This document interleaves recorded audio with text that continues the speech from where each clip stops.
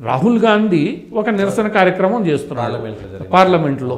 ఆ నిరసన కార్యక్రమంలో రెండు వర్గాలుగా విడిపోయి అధికార ప్రతిపక్ష పార్టీలు నిరసన చేస్తున్నాయి.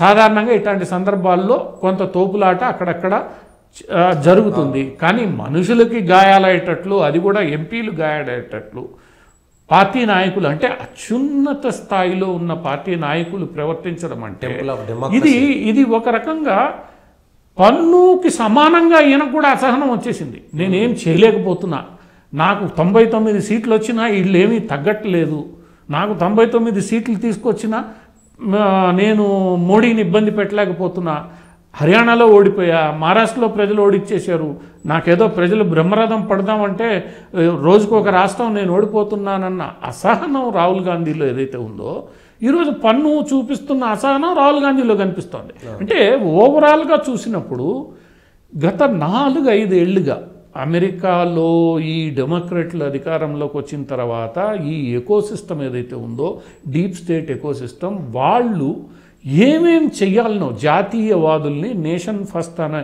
వాళ్ళందరినీ ఎన్ని రకాలుగా ఇబ్బంది పెట్టాలని ప్రయత్నించినా ఇబ్బంది పడకుండా ఎదుర్కొని సమర్థవంతంగా ముందుకెళ్తున్న ప్రభుత్వం. ప్రజలు నమ్ముతారా రాహుల్ గాంధీ నిజంగా తోసేసి అడవులు పడ్డారు? అంటే సమాజ్వాదీ పార్టీ ఎంపీ అమితాబ్ బచ్చన్ భార్య జయ బచ్చన్ ఏమేమో లేదు, వాళ్ళు బీజేపీ వాళ్ళు పెద్ద డ్రామాబాజీ, వాళ్ళే డ్రామాలు చేస్తున్నారని, టీడీపీ వాళ్ళు లేదంటే అక్కడ ప్రత్యక్షంగా ఉన్నటువంటి వాళ్ళు అవును మేము చూసామని కావాలని తోసినట్టుగా ఉంది తప్పితే అనుకోకుండా జరిగింది కూడా కాదు, రాహుల్ గాంధీ ఫ్రస్ట్రేషన్లో తోసేసాడు అనేటువంటిది స్పష్టంగా ఉందని అక్కడ ఉన్నటువంటి ఎంపీలు చెప్తున్నారు. దేశ ప్రజలు నమ్ముతారా రాహుల్ గాంధీ ఒక ప్రతిపక్ష నాయకుడిగా ఉండి బీజేపీ ఎంపీలను తోసేస్తాడంటే నమ్ముతారా? 75 సంవత్సరాల పార్లమెంట్ చరిత్రలో ఎన్నో సందర్భాల్లో అధికార ప్రతిపక్షాల మధ్య బాహాబాహి ఇవి జరిగాయి. కానీ ఏ రోజు కూడా అధికార ప్రతిపక్ష నాయకులు ముఖ్యంగా పార్లమెంటేరియన్లు ఒకళ్ళ మీద ఒకళ్ళు పడి తోసుకున్న తోపులాట్లు జరగలేదు. ఈసారి జరిగింది. జరగడానికి కారణం ఎవరు? పార్లమెంటు స్పీకర్ ఏం చెప్తున్నాడు, లోక్సభ స్పీకర్ ఏం చెప్తున్నాడు, ఆ గేటు దగ్గర బీజేపీ వాళ్ళు ధర్నా చేస్తున్నారు కాబట్టి మీరు వేరే మార్గంలో లోపలికి వెళ్ళడానికి అవకాశం ఉంది, అవకాశం మేము మా సెక్యూరిటీ సిబ్బంది వాళ్ళకి చెప్పారు, అయినా వినకుండా మొండిగా అదే మార్గంలో వెళ్ళి వాళ్ళని తోశారు. అంటే ఇక్కడ మోటివ్ స్పష్టంగా కనిపిస్తోంది. నేను వస్తే నువ్వు అడ్డుకుంటావా, లేదా మీరు ఆపినంత మాత్రాన మేము ఆగుతామా, మేము కొట్లాటకి సిద్ధం. ఇదేంటంటే రోడ్లో ఈ రెండు గంజాయి ముఠాలు కొట్టుకున్నట్లు కొట్టుకుంటే ఎట్లా, లేదా మనం విద్యార్థులు మాట అనుకుని రోడ్లో కొట్టుకున్నట్లు ఉంది. ఇప్పుడు స్థాయి మరిచిపోయి నీకు వేరే దోవ చూపించారు, నువ్వు వెళ్ళు, నేను వెళ్ళను, ఇట్లనే వెళ్తా, నేను మొండిగా చేస్తా, సరే నువ్వు వెళ్ళావు, వెళ్ళిన తర్వాత ఒక పద్ధతి దోసుకుంటావో, అది సాధారణంగా ఎక్కడైనా జరిగేది. కానీ అవతల వయసున్న వాళ్ళు ఉన్నారు, లేని వాళ్ళు ఉన్నారు, ఏమైనా జరగచ్చు అనేది. ఎందుకంటే ఎవరు ఊహించరు ఈ స్థాయిలో మనుషుల్ని తోసుకుని ఇదేంది ఈ బల ప్రదర్శన జరుగుతుందని ఎవరు ఊహించరు.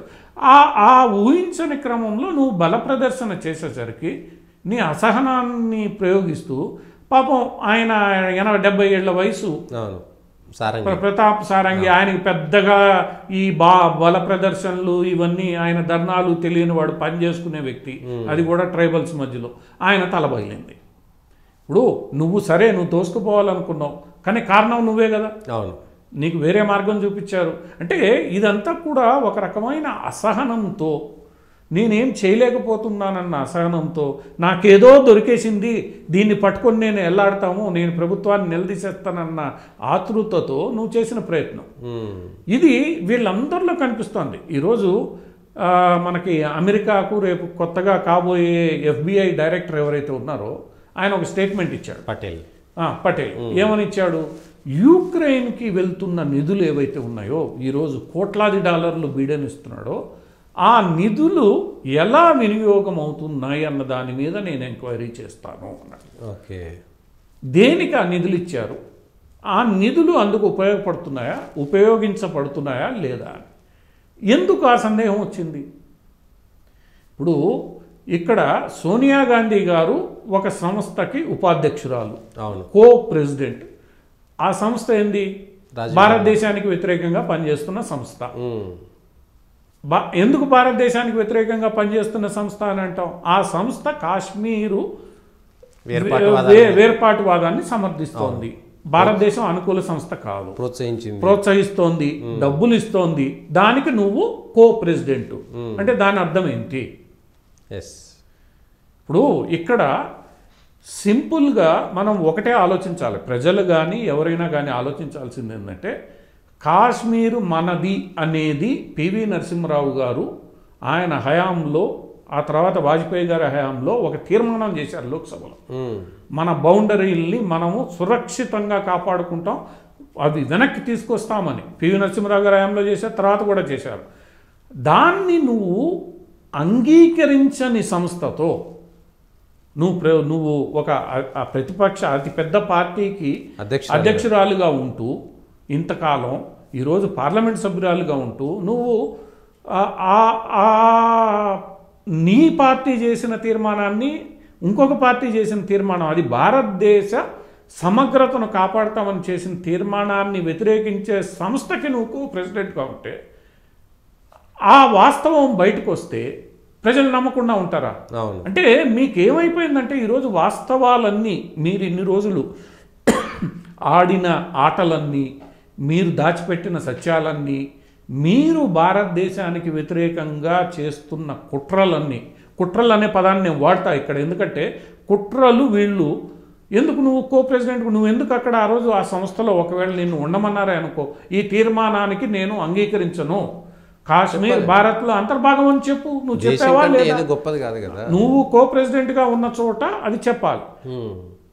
నువ్వు రాహుల్ గాంధీ గారు గత 4 ఏళ్లలో ఎప్పుడు అమెరికా, లండన్ పైన నీతో పాటు ఈ బంగ్లాదేశ్లో ఇప్పుడు అధికారంలో ఉన్న బిఎన్పి నాయకులు, కాశ్మీర్ వేర్పాటువాదులు, ఖలిస్తాన్ నాయకులు, వీళ్ళందరినీ చుట్టూ కూర్చోబెట్టుకున్నావు శ్యామ్ పిట్రోడాతో పాటు.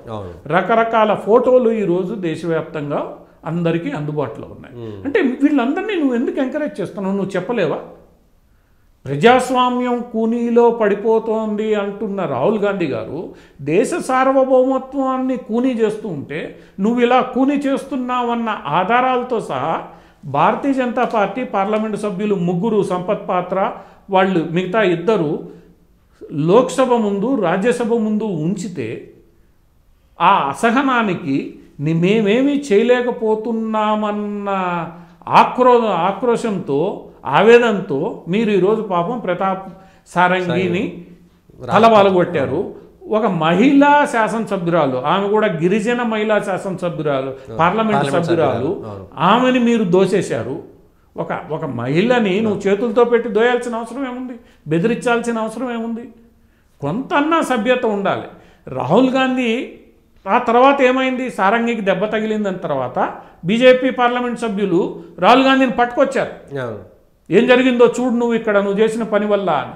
అంటే నేను చేయలేదు, ఇది దోసుకున్నాం, దానివల్ల ఎందుకు పడిపోయాడో నాకు తెలియదు అంటే దోసుకున్నది వాస్తవం. అవును. అంటే మరీ అంత అవగాహన రాహిత్యంతో నువ్వు దోసావా? కావాలని దోసావా? ఇప్పుడు నీకు ఆవేశం ఉంది, నీకు ఆక్రోశం ఉంది, నువ్వు ఇప్పటికి కూడా యువజన నాయకుడే అనుకుంటున్నావు. 50 ఏళ్ళు వచ్చాయి, అయినా యువజన నాయకుడివే, నువ్వు యువకుడివే. ఆ యువకుడు అనే ఉత్సాహం అక్కడ చూపించాలన్నా. సో ఇవన్నీ కూడా ఏంటంటే కేవలం అది పన్ను దగ్గర నుంచి, ఈరోజు ట్రూడో దగ్గర నుంచి, మహమ్మద్ యూనస్ దగ్గర నుంచి, రాహుల్ గాంధీ దగ్గర నుంచి, వీళ్ళందరినీ మనం ఒక పేజీ మీద పెట్టి పరిశీలిస్తే వీళ్ళందరికీ గత 4 ఏళ్లుగా ఇంత డబ్బులు ఖర్చు పెట్టాం. నేను భారత్ జోడో యాత్ర పేరు మీద 1000 కిలోమీటర్లు నడిచా, ఇన్ని డబ్బులు వస్తున్నాయి, ఇన్ని సంస్థల్ని కలిపాం, అయినా మనం ఏమీ సాధించలేకపోతున్నాం. రైతుల్ని రెచ్చగొట్టాం, సిఏఏ పేరు మీద రెచ్చగొట్టాం, మణిపూర్లో రెచ్చగొట్టాం, ఎన్ని రెచ్చగొట్టినా ఏమీ జరగడం లేదు. 99 సీట్లు ఏదో ప్రజలు ఇచ్చారు నాకు, మిగతా మళ్ళా రాష్ట్రాలు తీసుకుంటున్నారు. అంటే ఇక్కడ నేను ఆడినట్లు ప్రజలు ఆడడం లేదన్న ఆక్రోశమా, లేదా నేను చెప్పినట్లు ఇక్కడ జరగడం లేదని? ఎందుకంటే రాహుల్ గాంధీ ఇంతకుముందు కూడా, ప్రధానమంత్రి కూడా మొన్న ప్రస్తావించాడు, మన్మోహన్ సింగ్ ప్రభుత్వం జారీ చేసిన ఆదేశాలను చించి అవతల వారేశాడు. నీ పార్టీ ప్రధానమంత్రి నీ తల్లితో కన్సల్ట్ చేసి ఇచ్చిన జీవోని నువ్వు చించేశావు. అంతే. అది అగౌరవపరచడం. అది నీకు ఇష్టం లేకపోతే పోయి నీ ఫోరంలో చెప్పు, నువ్వు ఎవరిని అగౌరవపరుస్తున్నావు. రాజ్యాంగబద్ధంగా ఎన్నికైన ప్రధానమంత్రిని నువ్వు అగౌరవపరుస్తున్నావు. నా మాట వినకపోతే నీ బతుకు కూడా ఇంతే అని వార్నింగ్ ఇచ్చినట్లు కాదు. అంటే నువ్వు ఆ అసహనం ప్రదర్శించడం అనేది రాహుల్ గాంధీలో ఎప్పటి నుంచో ఉంది. ఆయనకి ఇంకా మెచ్యూరిటీ రాలే.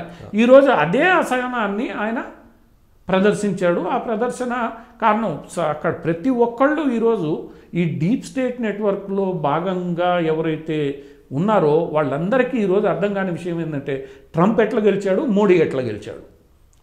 దాని మీదనే వీళ్ళకి మనం ఇంత చేసి, ఇంత డబ్బులు ఖర్చు పెట్టి, ఇంత ప్రచారం చేసి, ఇన్ని కిలోమీటర్లు నడిపించి, ఇంత చేసినా కూడా మోడీ ఓడిపోలేదు. ఎంత ఆపినా ట్రంప్ ఓటమి ఆగలేదు. ఈ అంశానికి సప్లిమెంట్ ఇంకొక అంశం కూడా వచ్చింది.